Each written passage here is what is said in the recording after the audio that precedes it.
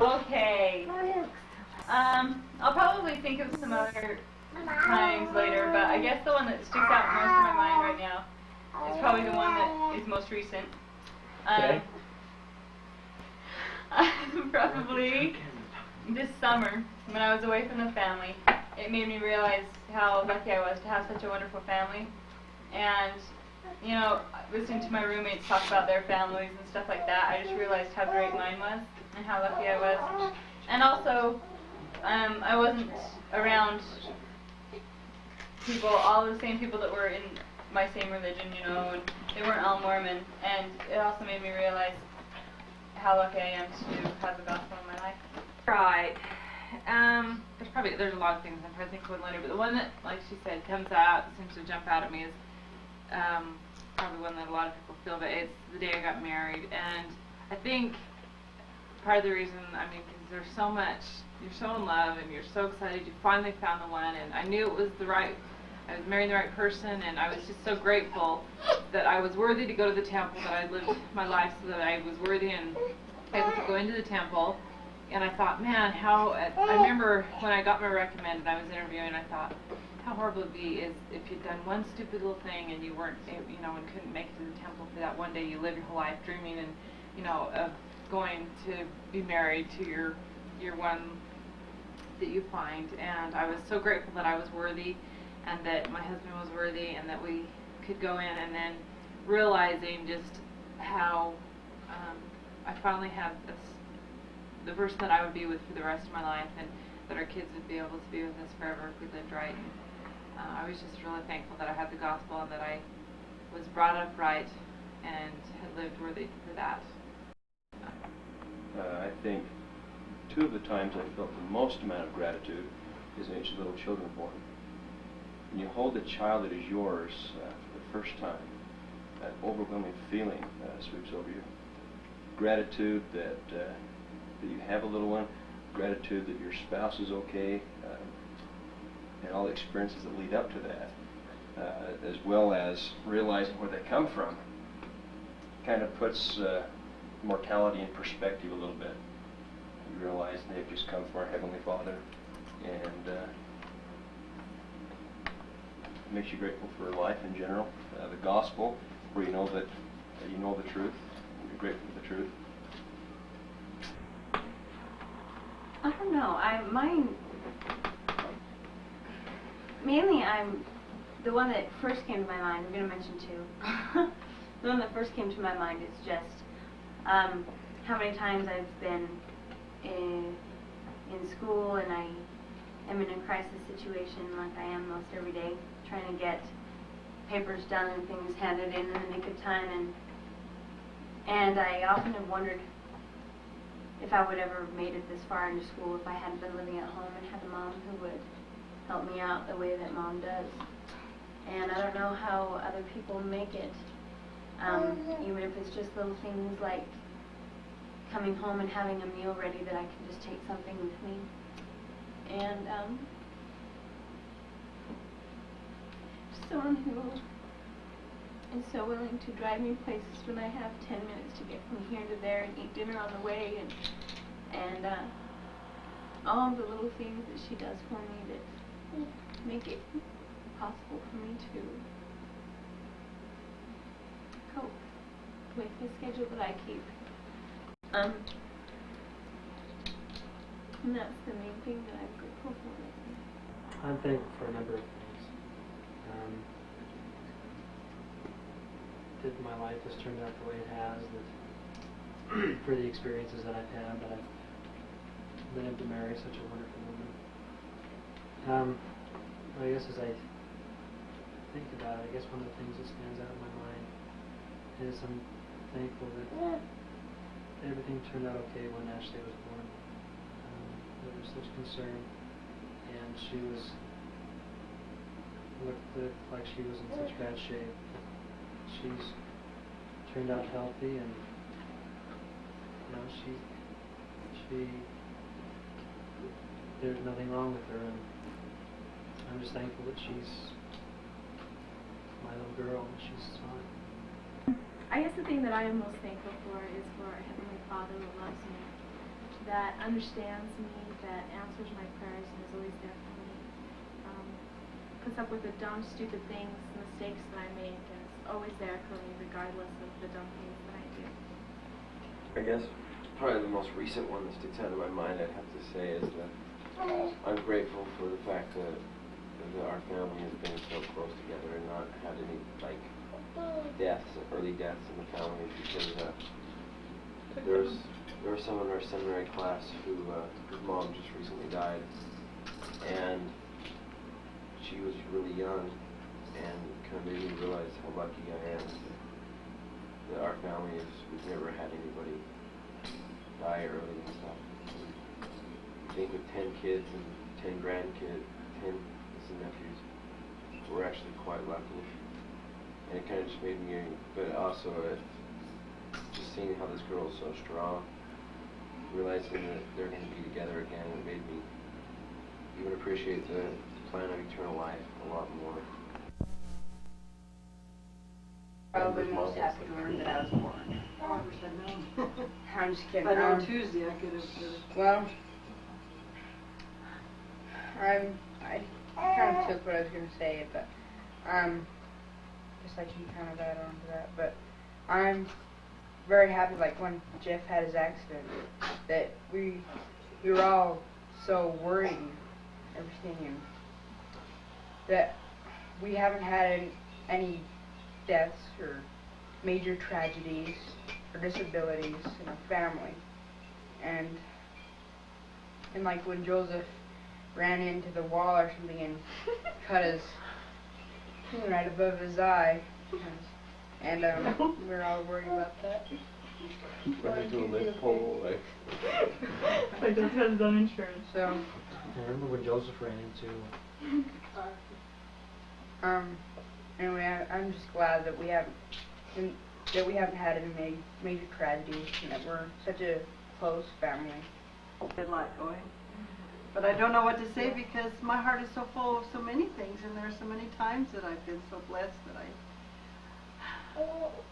don't know how to enumerate them. When we were in Germany and the times we went through the corridor into Berlin, I really felt gratitude for living in the United States and for the freedom that we have here. And there are times that even sitting around the table as a family, I feel overwhelmed with joy because of my family and the blessings that I have being the mother to this family. And one time that stands out in my mind was when Mary and David got married, because that's the most recent wedding. And we had all the rest of those who had been to the temple were there, able to be in the temple with us. And I just felt like I was walking on a cloud. I felt so much joy and happiness. And then this past August, when Alda died, was a special time of joy too, even though it was sadness, because I felt so much joy in my own family. I have such a wonderful father, and had such a wonderful mother, and then when my mother died, that Alda came and was such a wonderful mother too.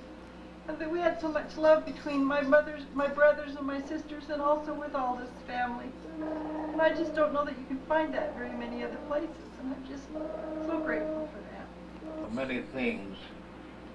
As I got older in life, I have a lot of time to sit and think. And as I go back over the events of my life, I wasn't able at the time, I don't think, to fully appreciate the blessings that were mine, that I was enjoying. I know there's times when we was laboring on the farm, I'd come in at night and I'd be tired. Maybe I'd have to go to a meeting or something, but we were happy. There was, Carol can tell you and bear witness of it, that there was happiness in our home. There was love. There was harmony in our home. There was never quarreling. Oh, sometimes something would come up, and we wouldn't allow it to quarrel and have ill feelings. But I'm blessed with a family that's been, to me, they're outstanding. I wondered why it is that the Lord has choice of them, spirits sent to me, because you just stop to think of what they're doing. And the, not only with my families, but their husbands, why, it's a joy.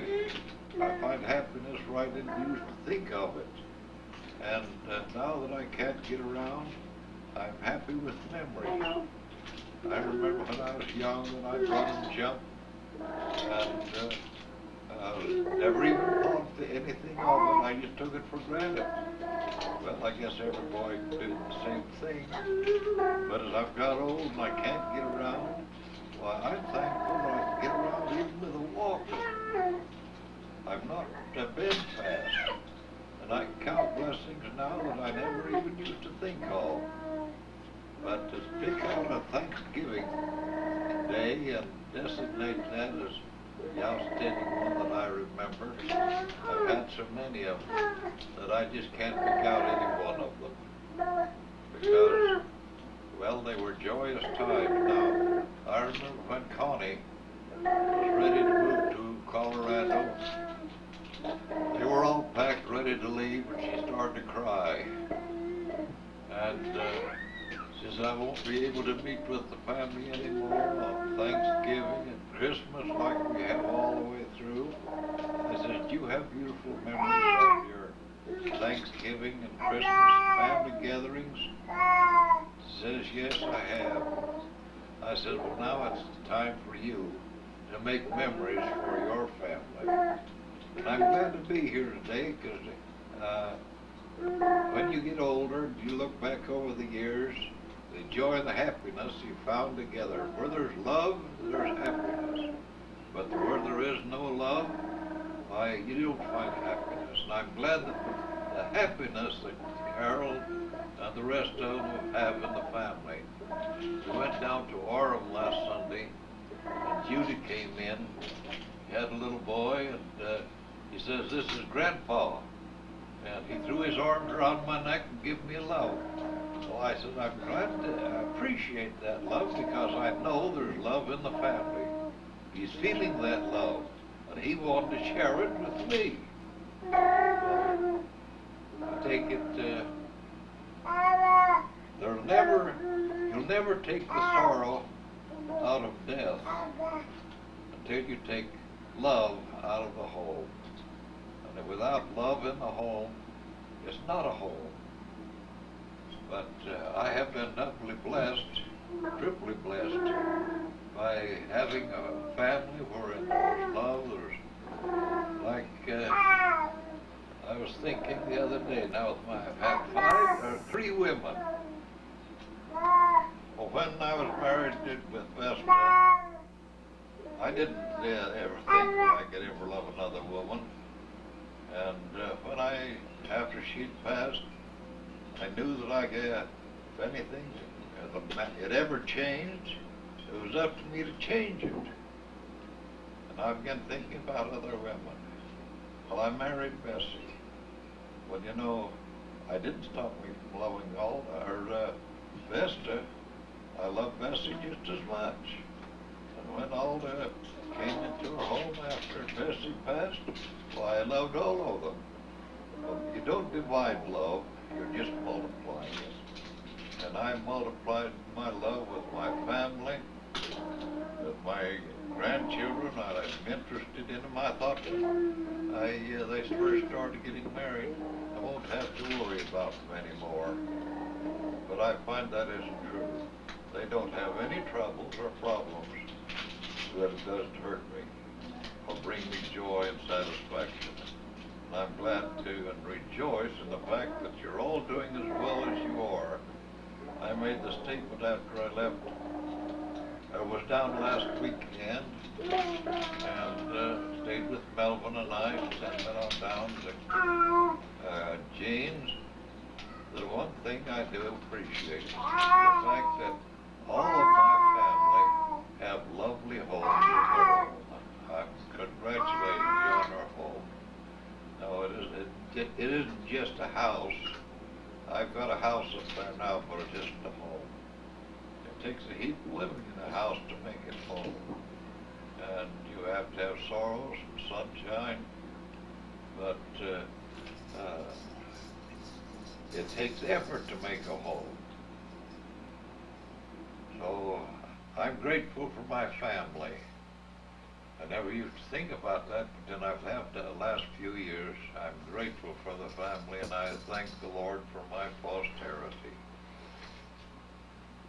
One of the most difficult moments in my life, that was after we came back from Europe, and we were living up on the hill here in Logan, and I remember Mother getting up one morning, and she collapsed on the floor. She wasn't able to walk at all.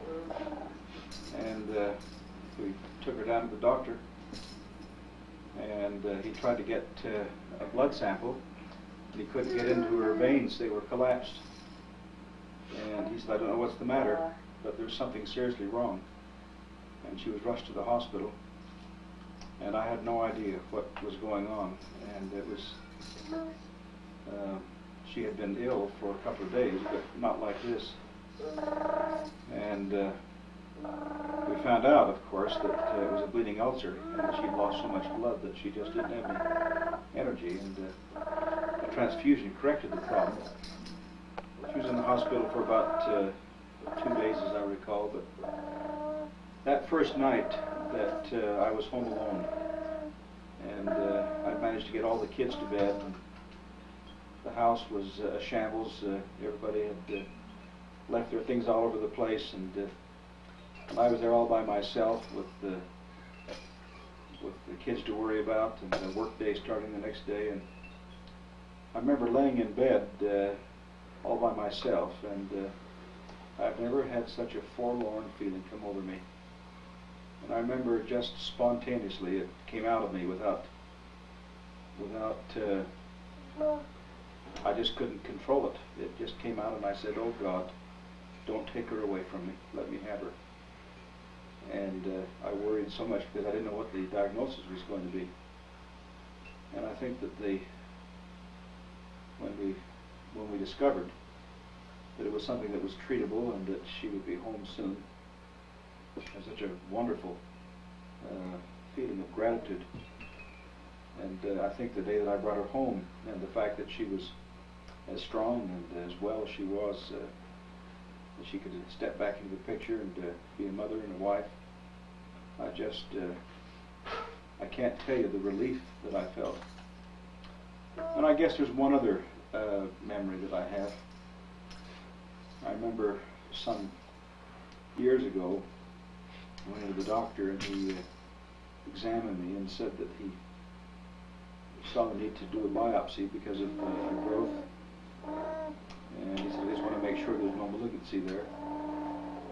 And they took that tissue and sent it in. And of course, you always have to wait for the better part of a week to get a diagnosis. I remember my whole life passing in review during those days. And I asked myself, what if I only had a year to live, or 6 months to live? And I finally came to the conclusion that it was all right. Whatever happened was all right. But when the test came in, and that it was